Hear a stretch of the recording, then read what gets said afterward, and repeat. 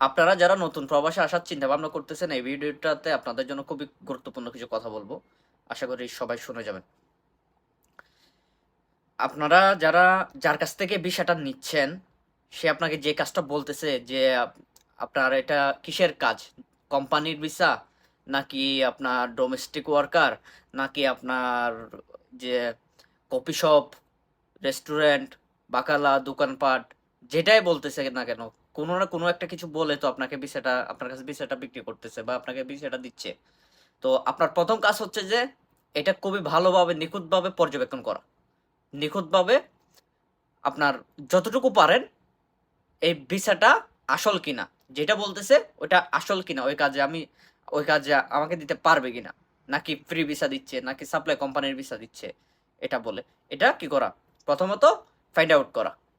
দ্বিতীয়ত হচ্ছে যে যদি ফাইন্ড আউট করে যদি আপনার সিদ্ধান্ত একই থাকে যে আপনি ওই বিষয়ে আসবেন, মানে বিষয়টা আসলেই জেনুইন ভিসা, তারপর আপনাদের জন্য আরেকটা কথা যে ভিসা হওয়ার আগে কথাবার্তা হচ্ছে ওই সময় আপনি যেই কাজ করতেছেন ওইটা থেকে বের হয়ে আসতেছেন।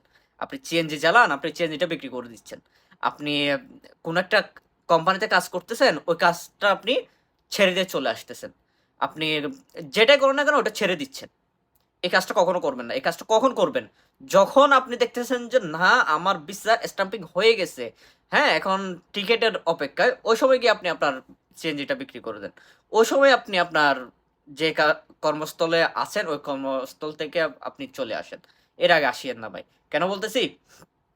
আমার এক বন্ধু আমার এক বন্ধু বিদেশ আসবে। বিদেশের ভিসার কথাবার্তা হচ্ছে বা হইছে, ওই সময় সে চেঞ্জি চালাইতো।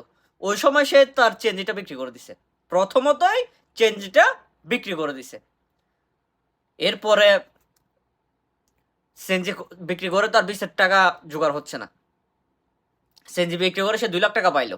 এখানে আসার জন্য তার 4 লাখ টাকা দরকার। এরপর সে একটা লোন নিল। চেঞ্জি বিক্রি করে দিছে, তার ইনকাম সোর্স বন্ধ। সে একটা লোন নিল। ওই লোনের টাকাটা আসতেছে এখন। এরপর তার ইনকাম, তার ফ্যামিলির একমাত্র ভরণ পোষণকারীও ও এখন সিএনজি চালাচ্ছে না, তার কাজ সে ছেড়ে দিছে। তার ডেইলি কোনো ইনকাম নাই, কিন্তু তার ডেইলি খরচ আছে। তার ডেইলি কোনো ইনকাম নাই, কিন্তু তার ডেইলি খরচ আছে। সেটা কিভাবে বহন করতেছে? ওই যে লোন নিছে, ওই লোনের টাকা দিয়ে বিশাল ওইদিকেও প্রসেসিং এর জন্য টাকা খরচ করতেছে, আবার নিজের চলার জন্য, ফ্যামিলিকে চলানোর জন্য ওখান থেকে সে টাকা টাকা খরচ করতেছে। তার মানে সে লোনের টাকা নিয়ে তার দৈনন্দিনের প্রয়োজন মিটাচ্ছে। এভাবে গিয়ে একটা সময় গিয়ে তার যেখানে 4 লাখ টাকা ব্যবস্থা ছিল, 2 লাখ টাকা লোন আর 2 লাখ টাকা গাড়ি বিক্রি করে, ওখান থেকে সে 1 লক্ষ টাকা তার দৈনন্দিনের জন্য খরচ করে ফেলছে। তো এখন আবার 1 লক্ষ টাকা শর্ট। ভিসার জন্য 4 লাখ টাকা থেকে 1 লক্ষ টাকা সে তার দৈনন্দিন জীবনে, তার ফ্যামিলি, তার নিজের খরচ, এদিক ওদিক করে সে কি করে ফেলছে, খরচ করে ফেলছে। তার মানে তার 1 লক্ষ টাকা আবার শর্ট। তো এগুলো 1 লক্ষ টাকা, এই 1 লক্ষ টাকা কোত্থেকে দিবে? সে পরে কি করলো? এখন যেহেতু টাকা শর্ট, আমরা মধ্যবিত্তরা বিদেশ আসার আগে, কোনো একটা কিছু করার আগে কারো কাছে হাত পাতলে টাকা পাই না। কারো কাছে হাত পাতলে আমরা টাকা পাই না। ও সেম, ওর আশেপাশে যারা আছে সবার কাছে হাত পাতছে, টাকা পাচ্ছে না। শেষমেশ সে একটা কি করলো? একটা জায়গা বিক্রি করে দিল। তার কিছুটা অংশ বিক্রি করে দিল। এরপরে গিয়ে ওটা দিয়ে আবার প্রসেসিং করে তারপর আসে।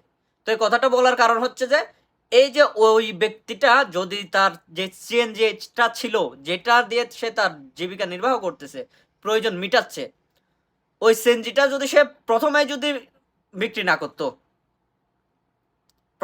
বিক্রি না করতো, তাহলে তার কি পরে ওই জায়গাটা বিক্রি করা লাগতো না। কেন করা লাগতো না?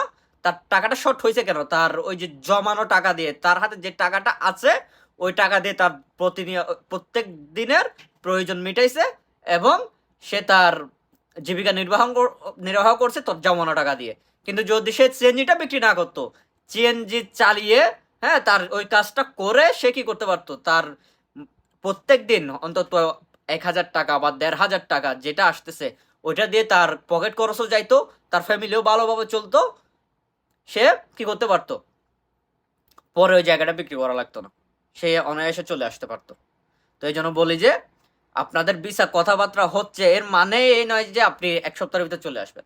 এই ভিসা প্রসেসিং এর তো একটা বিষয় আছে, যার কারণে বলি যে আপনারা ভিসার কথাবার্তা হলে আপনার কর্মস্থল ত্যাগ করবেন না, আপনি চেঞ্জে চালালে চেঞ্জিটা বিক্রি করে দিবেন না, আপনি যেটাই করেন ওটা ছেড়ে দিবেন না। অন্তত আপনার ভিসা ভিসা পাসপোর্ট স্ট্যাম্পিং হওয়া পর্যন্ত কি করেন, অপেক্ষা করেন, তারপর গিয়ে আপনি আপনার কর্মস্থল ত্যাগ করেন। ধন্যবাদ। ভালো লাগলে ভিডিওটা শেয়ার করে দিবেন, অন্য একজন ভাই আপনার শেয়ারের মাধ্যমে উপকৃত হবে। আসসালামু আলাইকুম।